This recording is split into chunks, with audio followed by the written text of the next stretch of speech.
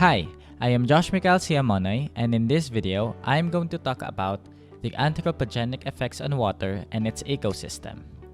Let us first start with the water cycle. The water cycle shows the continuous movement of water within the Earth and atmosphere. It is a complex system that includes many different processes.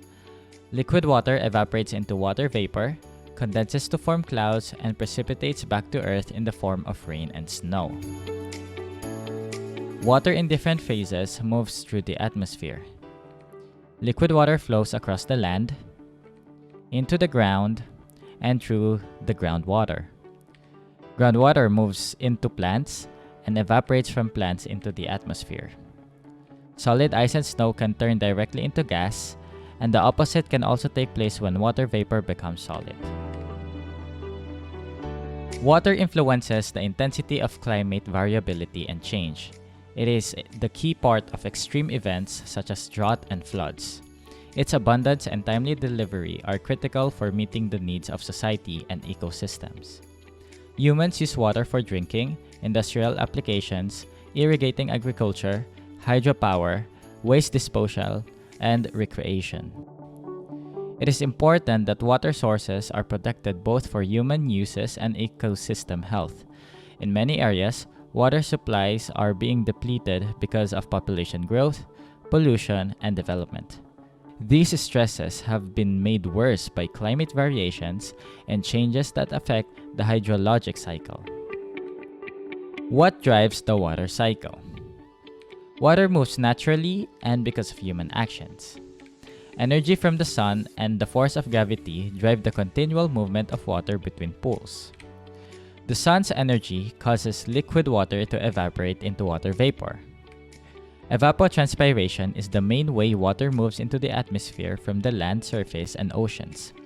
Gravity causes water to flow downward on land. It causes rain, snow, and hail to fall from clouds. Let us now look at the anthropogenic effects. In addition to natural processes, human water use affects where water is stored and how water moves. We redirect rivers, we build dams to store water, we drain water from wetlands for development, we use waters from rivers, lakes, reservoirs, and groundwater aquifers. We use that water to supply our homes and communities.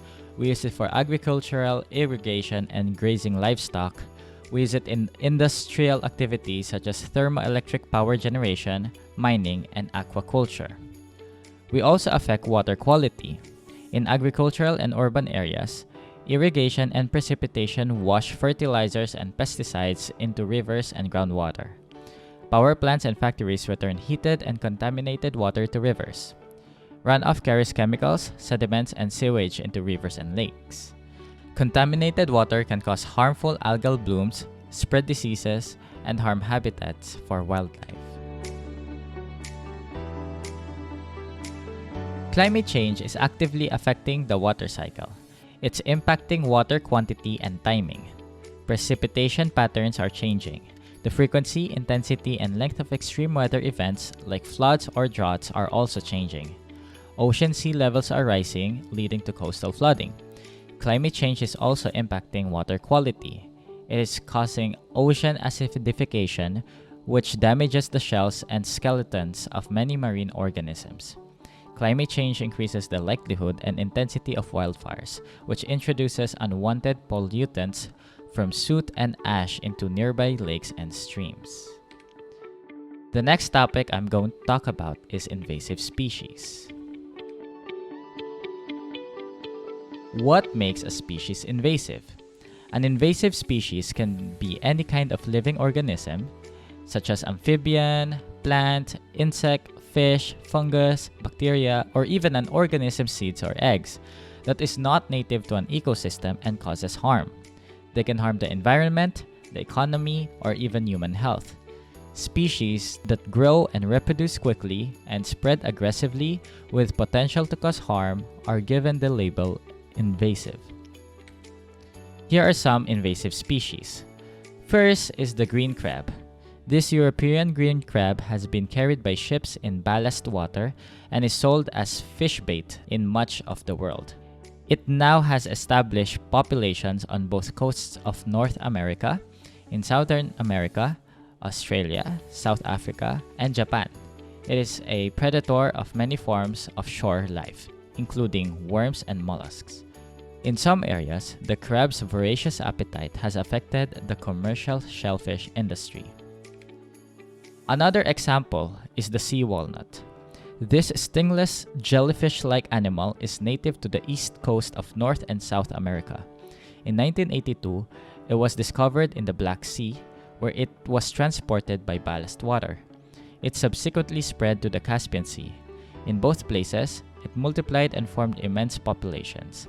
The sea walnuts contributed to the collapse of local fisheries because they feed on zooplankton that the commercial fish also consume.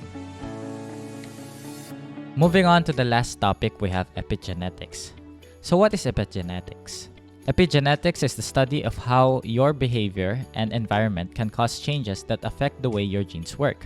Unlike genetic changes, epigenetic changes are reversible and do not change your DNA sequence, but they can change how your body reads a DNA sequence. How does epigenetics work?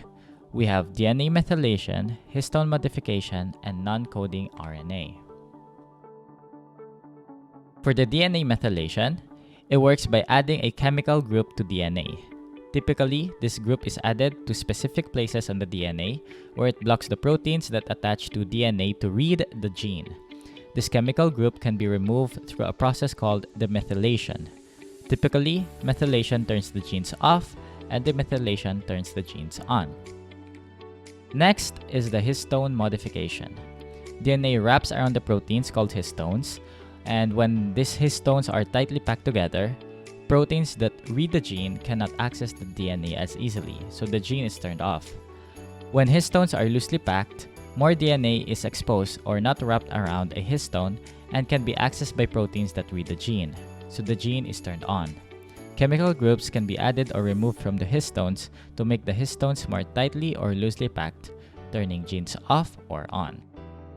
Lastly, we have non-coding RNA. Your DNA is used as instructions for making coding and non-coding RNA. Coding RNA is used to make proteins. Non-coding RNA helps control gene expression by attaching to coding RNA along with certain proteins to break down the coding RNA so that it cannot be used to make proteins.